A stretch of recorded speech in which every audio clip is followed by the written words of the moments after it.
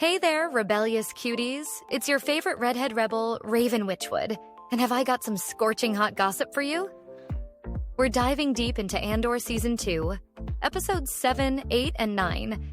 And let me tell you, things are about to get steamier than a Hoth sauna. From Cassian's smoking hot new look to Mon Mothma dropping truth bombs in the Senate, and a massacre that'll have you on the edge of your seat. Or your bed. So grab a glass of blue milk and get ready, because I'm about to spill all the tea. And maybe a few other things too. Don't miss out on this wild ride through the galaxy. Star Wars tales spun in her lair. Witty rhymes bounce through the air. Skeleton crew takes flight tonight. Wild theories in the neon light. Hollow hotline, catch the wave. Raven's theories you'll crave. Lightspeed rumors, no delay. Join the chat, let's hear her say. Well, hello, my Galactic gossip hounds. Welcome to the Andor Season 2 recap show, where I, Raven Witchwood, your favorite redhead supermodel with a PhD in shade, dissect Andor Season 2, Episodes 7 through 9. We're diving into the Gormon Massacre, Mon Mothma's mic drop moment, and enough rebel drama to make Darth Vader rethink his career choices. Buckle up, because I'm serving tea hotter than a Mustafar lava flow. Let's break this down, chapter by chapter, with all the snark you can handle.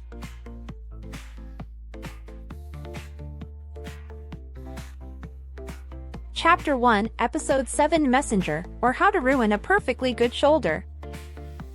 Episode 7 lands us in BBY2, with the Yavin rebel base buzzing like a cantina on happy hour.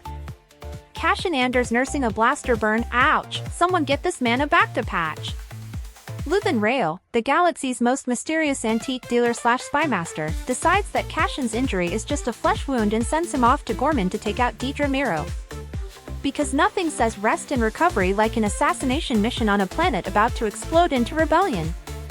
Classic Luthen. But wait, before he goes, Cassian and Bix visit a Force healer. Yes, you heard that right, a Force healer in Andor. It's like finding a unicorn in a Tatooine desert. This healer senses Cassian's destiny and pain, probably thinking, this guy needs more than just a shoulder rub. Fans are a bit confused, since when does Andor do mysticism? But hey, it's Star Wars, there's always room for a little Force magic. Meanwhile, Mon Mothma is pacing the Senate halls, worried sick about Gormon. She knows it's about to go down, and not in a fun way. Velsar the swings by to tell Bix, hey, we need Cassian back in the game, like, yesterday. Bix, still dealing with her own trauma, is like, sure, I'll just nudge him towards more danger. What could go wrong? So, Episode 7 sets the stage for the big showdown on Gormon, with Cassian limping into action, a mystical healer dropping hints, and the rebellion gearing up for war. My prediction? Cassian's shoulder is going to be the least of his problems by the end of this arc.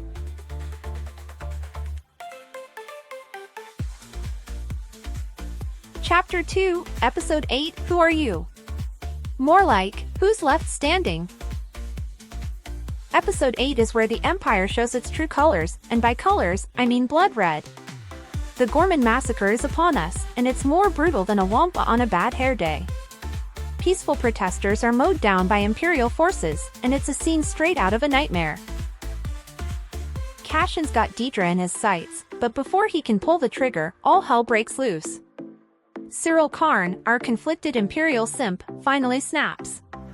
He confronts Dedra, learns that Gormon's being mined for the Death Star, surprise, surprise, and in a fit of rage, attacks Cassian.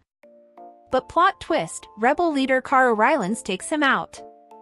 Bye, Cyril, we hardly knew ye. Wait, actually, we knew you too well. Amidst the chaos, Cassian and Wilman take on a KX droid. After a fierce battle, Cassian salvages its unit. Does that ring a bell? Yep, it's the origin story of our beloved K2SO. Fans are geeking out over this Easter egg, and rightfully so. The episode ends with a chilling broadcast, we are under siege. We're being slaughtered. The imperial murder of Gormon has begun. It's a call to arms that echoes through the galaxy, lighting the fuse for full-scale rebellion. Fans are calling this episode a masterpiece, and some even say it's one of the best in TV history. The intensity, the stakes, the emotional payoff, it's all there. If you didn't cry during the massacre, check your pulse, you might be a droid. My prediction? The Empire's PR department is working overtime to spin this as a peacekeeping operation. Good luck with that, guys!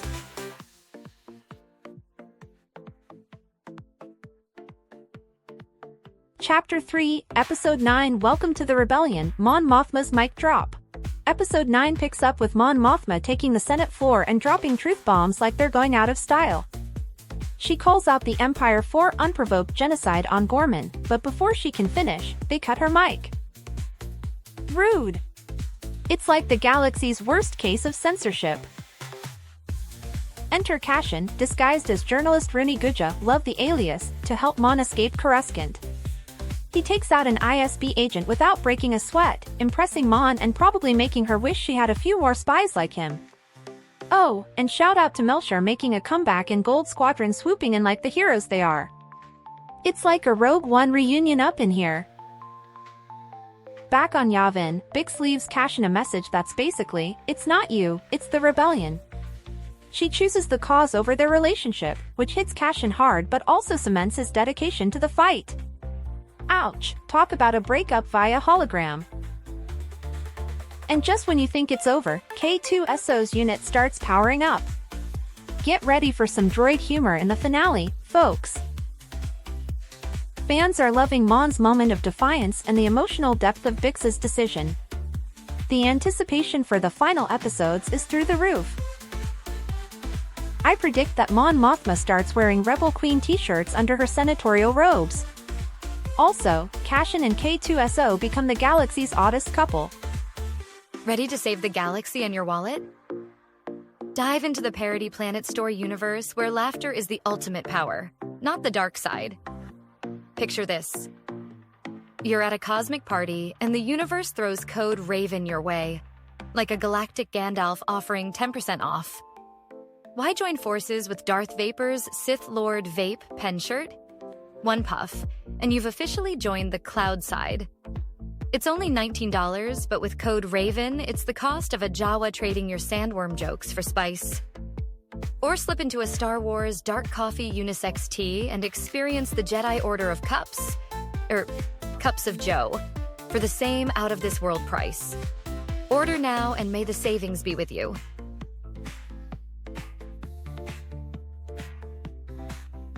Chapter 4, The Galaxy's Gossip, Fan Vibes, and Future Chaos.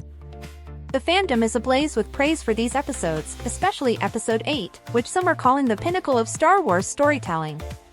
The Gormon Massacre has everyone talking, and the Easter eggs, like K2SO's origin and the Hope line, are sending fans into a frenzy. With only 3 episodes left, everyone's wondering how Luthen's story will wrap up, since he's not in Rogue One. My guess? He goes out in a blaze of glory, probably taking a few Imperials with him. Cassian will fully step into his role as the rebel leader we know from Rogue One, and K2SO will provide the comic relief we desperately need after all this drama.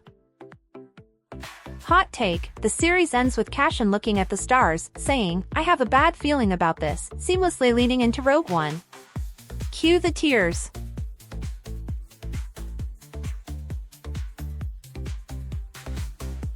That's all for now, you sexy rebels.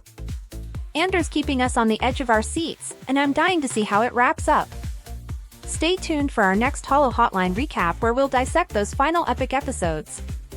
Until then, keep being your fabulous selves and may the Force be with you. Don't forget to hit that subscribe button and give us a like if you're feeling extra frisky. Love you all! Raven Witchwood, your not-so-secret admirer, signing off. Star Wars tales spun in her lair. Witty rhymes bounce through the air. Skeleton crew takes flight tonight. Wild theories in the neon light. Hollow hotline, catch the wave. Raven's theories you'll crave. Lightspeed rumors, no let's hear her say.